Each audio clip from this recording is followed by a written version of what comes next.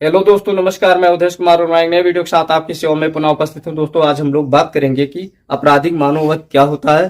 तो चलिए दोस्तों, वीडियो को स्टार्ट करने से पहले आप लोग से पुनः अनुरोध करते हैं कि चैनल को सब्सक्राइब, वीडियो को लाइक, कमेंट और शेयर जरूर करते रहे ताकि आने वाले वीडियो का नोटिफिकेशन आपको सबसे पहले मिल सके। तो चलिए दोस्तों, अब हम जानते हैं पहले कि आपराधिक मानववध किस धारा में बताया गया है और साथ में इसके दंड को किस धारा में बताया गया है।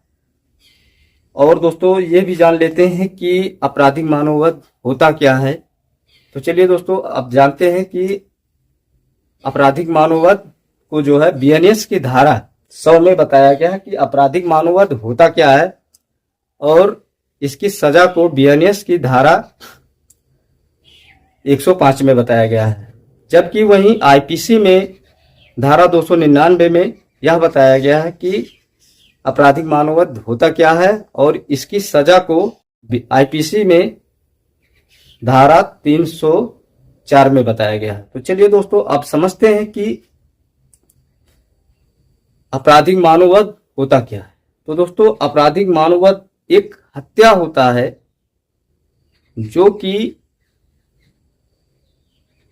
हत्या होने के बाद भी हत्या का रूप नहीं धारण करता है, उसी को आपराधिक मानववध कहा जाता है। जैसे कि मान लिया जाए कि कहीं पर अचानक एक झगड़ा होता है, जिस झगड़े का कोई कारण नहीं होता है, कोई पहले से विवाद नहीं होता है, कोई पहले से पूर्व योजना नहीं होती है कि आज वहां पे चल के झगड़ा करना है और उस झगड़े में किसी को जान से मार देना है। ऐसा कोई पूर्व योजना नहीं होता। लेकिन फिर भी मान लिया जाए कि एक व्यक्ति कहीं पे जा रहा है और वहां पे किसी व्यक्ति से टकराव होने के कारण हल्का फुल्का, और वो एक झगड़ा जो है बहुत विकराल झगड़े का रूप ले लेता है और उस झगड़े में अचानक आवेश में आकर एक व्यक्ति ने दूसरे व्यक्ति के ऊपर चाकू मार दिया या उसको धक्का दे दिया। ऐसा कुछ करने से जो है एक व्यक्ति की उसमें मृत्यु हो जाती है। तो ऐसे मृत्यु को क्या कहा जाएगा? ऐसे मृत्यु को कहा जाएगा आपराधिक मानववध। उसको हत्या नहीं कहा जाएगा। हत्या में जो होता है दोस्तों, पूर्व योजना होती है कि आज फला व्यक्ति को मारना है। जहां पर किसी भी प्रकार की पूर्व योजना ना हो, जहां पर किसी प्रकार की पूर्व योजना ना हो, लेकिन कार्य ऐसा हो कि जिससे मृत्यु होने की संभावना हो या मृत्यु करने के आशय से किया गया हो लेकिन कोई पूर्व योजना ना हो, ऐसा जो भी हत्या है वो हत्या नहीं बल्कि आपराधिक मानववध कहलाएगा। तो चलिए दोस्तों, देखते हैं कि क्या कह रहा है। कह रहा है कि जो कोई व्यक्ति, मतलब आपराधिक मानववध बीएनएस की धारा 100 ये कह रहा है, या आईपीसी की जो धारा है जिसको कि अब समाप्त कर दिया गया है, जिसको 299 में बताया गया है, कह रहा है कि जो कोई व्यक्ति मृत्यु कारित करने के आशय से, मतलब दोस्तों मृत्यु कारित करने का आशय का मतलब ये होता है कि मान लिया जाए कि यहाँ पे एक, ये क्या है, एक सड़क। इस सड़क में का ने एक गड्ढा खोद दिया। क्या? एक गड्ढा खोद दिया, का ने एक गड्ढा खोद दिया ये, और इस पे क्या बिछा दिया? हल्का हल्की लकड़ी, और उस लकड़ी के ऊपर क्या है, घास फूस डाल दिया ताकि लोगों को यह ना लगे कि इसमें क्या है, गड्ढा। और एक व्यक्ति इस सड़क से जा रहा है और वो डेली जाता था, तो समझा होगा किसी ने जो है घास फूस फेंक दिया। वो एक अच्छा सड़क जानते हुए सद्भावना पूर्वक इससे सड़क से जा रहा है। अब जब जा रहा हो तो यहाँ गड्ढा, जैसे इस पे घास फूस पे रखता है पैर, वो अचानक गड्ढे में गिर जाता, और गिर जाने से क्या होता है, उसकी मृत्यु हो जाती है। जब उसकी मृत्यु हो जाती है तो ऐसा जो मृत्यु होगा वो आपराधिक मानववध कहलाएगा। वही कह रहा है जो कोई व्यक्ति मृत्यु कारित करने के आशय, ये जो गड्ढा खोदा है किस लिए खोदा है? मृत्यु कारित करने के आशय से खोदा था। किस आशय से? मृत्यु कारित करने के आशय से गड्ढा खोदा था। तो अब इस गड्ढे में अगर कोई व्यक्ति गिर के मर जाता है तो अब हत्या नहीं बल्कि आपराधिक मानववध कहलाएगा। तो वही कह रहा है कि जो कोई व्यक्ति मृत्यु कारित करने के आशय से या ऐसी शारीरिक क्षति कारित करने के आशय, शारीरिक क्षति क्या होती है? हमने बताया कि मान लिया जाए कि दो व्यक्तियों में अचानक झगड़ा हुआ और एक ने किसी को धक्का मार दिया कि वो नाली में गिर गया और उस गिरने से उसकी मृत्यु हो जाती है, तो वो क्या है? शारीरिक क्षति है।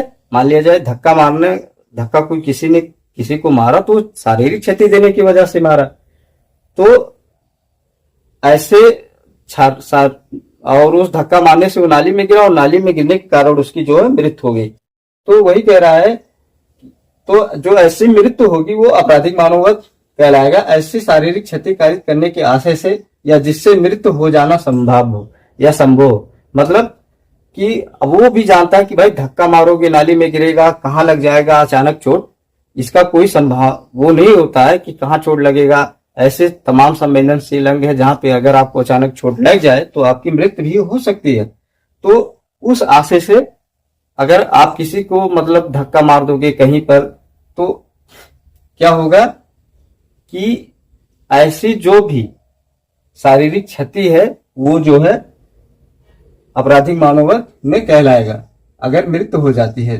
उसके बाद ज्ञान रखते हुए कि संभव है कि वह उस कार्य से मृत्यु कारित कर दे, मतलब कि आपको यह ज्ञान है कि आप जो कार्य कर रहे हैं उससे किसी की मृत्यु हो सकती है। ऐसा नहीं है कि आप मृत्यु कारित करने जा रहे हैं, लेकिन आप किसी को धक्का मार दिए हैं या सड़क में गड्ढा खोद दिए हैं तो उससे किसी की मृत्यु हो सकती है, लेकिन आपकी ये पूर्व योजना नहीं है कि हम धक्का आज मार देंगे कोई मर जाएगा। लेकिन वो क्या है कि अचानक आपसे ऐसा माहौल तैयार हो जाता है कि झगड़ा हो जाता है और उस झगड़े में बीच बचाव में या आवेश में आकर आप किसी को क्या है धक्का मार दे तो वो नाली में गिर जाता है और उससे उसकी मृत्यु हो जाती है। तो वह उस कार्य से मृत्यु कारित कर दे या कोई कार्य करके मृत्यु कारित कोई भी कार्य कर दे जो कि अचानक हुआ, ना कि इसकी कोई पूर्व योजना हो कि हमें आज किसी को मतलब फला व्यक्ति को मारना है, ऐसा कोई योजना ना हो। तो ऐसा सारा जो भी हत्या होगा वो हत्या नहीं बल्कि आपराधिक मानववध कहलाएगा। इसमें जो होता है दोस्तों आपराधिक मानववध में पहले होता है एक इरादा। इसमें आपका किसी भी प्रकार का इरादा नहीं होता है कि आज जो है हमें किसी व्यक्ति को मारना है, आपका कोई इरादा नहीं होता। लेकिन वही हत्या होगा तो आपका इरादा होगा कि आज हमें फला व्यक्ति को जान से मार देना है। इसमें इरादा किसी भी प्रकार का नहीं होता है, आपसे ऐसा माहौल तैयार हो जाता है कि आपसे झगड़ा हो जाता है किसी व्यक्ति से और उस झगड़े में आपको ऐसी परिस्थिति आ जाती है कि आप किसी को या तो चाकू मार दो या तो आप किसी पे गोली चला दो, ऐसा कुछ हो जाता है आपसे। लेकिन आपकी पूर्व योजना नहीं होती है कि आज हमें फला व्यक्ति पे गोली चलाना है। तो बिना इरादा के आप से जो भी हत्या होती वो हत्या नहीं बल्कि आपराधिक मानववध कहलाएगा। वही परिस्थितियां जो होती हैं इस पे बहुत मायने रखती है। इरादा और परिस्थितियां ही यह तय करती है कि कोई भी हत्या या आपराधिक मानववध। परिस्थितियां वो होती है कि जैसे हमने बताया कि आप कहीं रास्ते में जा रहे हो, आपसे किसी व्यक्ति से अचानक झगड़ा हुआ और उस झगड़े में आपने किसी को धक्का मार दिया, वो नाली में गिर के मर गया। तो क्या हुआ, ये एक परिस्थिति थी, इसी को कहा जाता है परिस्थितियां। तो इसमें परिस्थिति और इरादा देखा जाता है, इसी से यह तय होता है कि आपराधिक मानववध है या हत्या है। अब दोस्तों हम ये समझ लेते हैं कि आपराधिक मानववध में सजा क्या होती है। तो बीएनएस की धारा में यह बताया गया है, यह आईपीसी की धारा बीएनएस की धारा 105 में और आईपीसी की धारा 399 में 304 में यह बताया गया है कि जो सजा होता है, अगर आपने चोट, शारीरिक क्षति पहुंचाने के कारण आपने किसी को शारीरिक क्षति पहुंचाने के कारण आपने किसी को धक्का दिया और वो मर गया, तो उसमें 5 वर्ष से 10 वर्ष तक की सजा है। लेकिन वहीं पर अगर आपने